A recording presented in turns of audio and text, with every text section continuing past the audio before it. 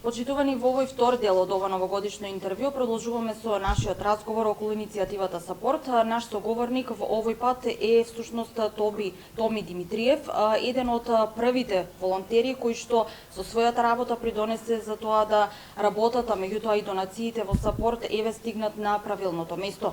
Томи, ти благодарам и тебе за одвоеното време. Еве најнапред, така, би ве прашала до денес колку вкупно финансиски средства успеа да обезбеди организацијата Сапорт и всушност да стигнат до оние на кои што им беше најмногу потребно? Така, значи првично, сега од како е формирано Сдруженијето Сапорт Кочани, имавме два дела на собирање на донации на заедничка сметка. Првата беше у висина некаде околу 9 милиони денари, од кои знаете дека се плаќа и данок на државата, така да минус 10%, другите беа исплатени на повредените. У втората успеавме да собереме 11 милиони денари, така да вкупно од двете имаме вкупно некаде околу малце помалку од 20 милиони денари. Со тоа што пред да ги собираме средствата на заедничка сметка, тоа значи имаме донатори, институции кои пуштаат пари на една сметка која е наменска и после еднакво се распределува на сите кои што се сложиле да им биде исплатена донација. И сега, ако се вратиме назад така, на само почетокот... да разјасниме, тоа беше со оглед на тоа што вие не бевте правно лице, така? Помораше преку наменска сметка еве да легнуваат донациите и потоа преку наменската всушност да се прераспределат до оние на кои што им беше потребно. Тоа е откако станавме правно лице, откако креиравме здружение, на тој начин почнавме да ги собираме донациите од пример институции кои собираат поголеми средства, на пример праќаат средства од Америка у износ од 100.000 долари.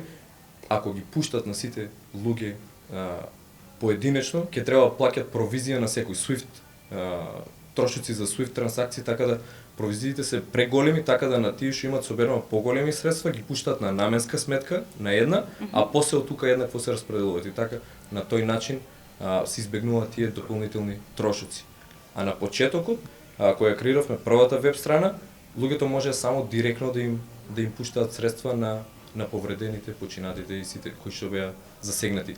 За тие податоци, бидејќи ја ако ви донирам на вас, морам ја да ставам колку имам донирано уствари уплатницата и на тој начин се прави верификација. Така да од некои трансакции имаме, од некои немаме, секој ќе направиме пресек на почетокот на 2026 година. Знаете дека меѓутоа факт е и целата јавност знае дека донациите, односно сумите кои што ете Сапорт ги обезбеди и ги донираше, воопшто не се мали. Па да. Ние се трудиме да овозможиме што е можда повеќе, ама да, сме задоволни со тоа што го имаме постигнато до сега. И треба да се задоволни во секој случај. Со какви се предизвици се соочи Сапорт во текот на овие изминати речиси 10 месеци од самото формирање? Па уопште на почетокот паметам дека имаше исто некои други организации кои што сака преку на некој начин неформален начин на собирање на донации, не знам дали сето тоа како се реализираше, потоа вие апелиравте, алармиравте да граѓаните знаат во која насока оди работата на Сапорт. Паметам дека тоа беше еден од првичните предизвици.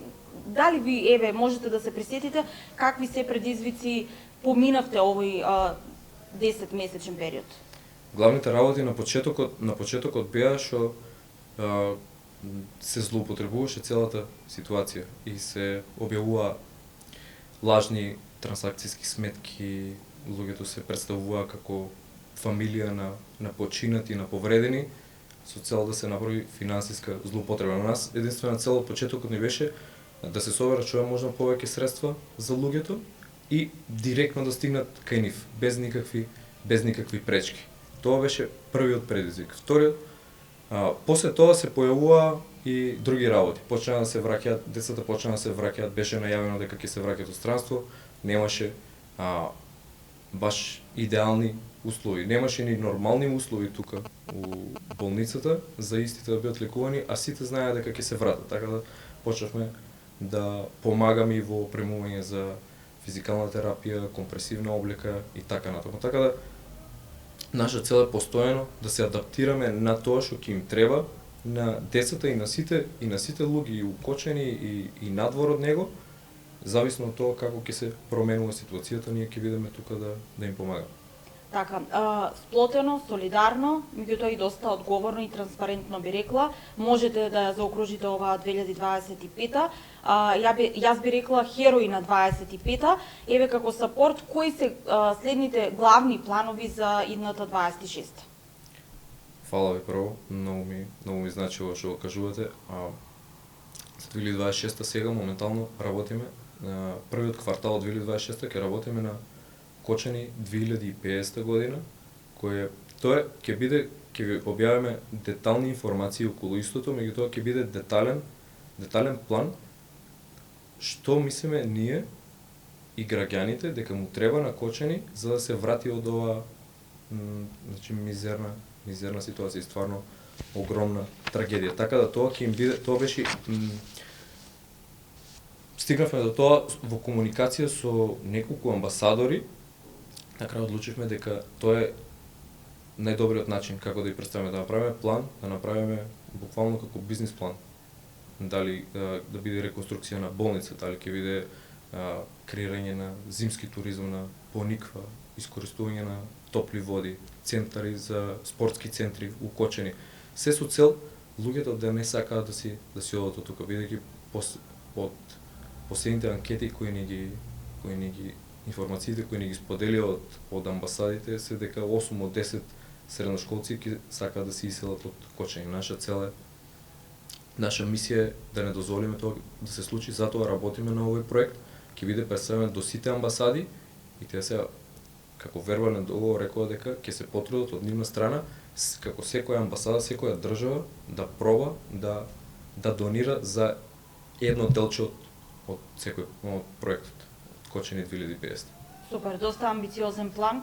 Јас навистина ви посакувам многу успех во сето она кое што го планирате и што сте го замислиле. Дај Боже да се оствари и младите кочанчани да ни останат овде. Овде ми преостанува само да ви се заблагодарам за одвоеното време и информациите кои што ни ги споделивте. Ви посакувам секое добро, уште поголем успех на секој оној план кој што сте го испланирале за следната 26-та, меѓутоа и за наредните години. Фала ви на целата поддршка и ќе останеме да се бориме за се што треба. Така, јас овде почитувани ќе ви се заблагодарам и вам за одвоеното време и секако ми преостанува само да ви посекам секое добро и успех на сите полиња во идната 26-та.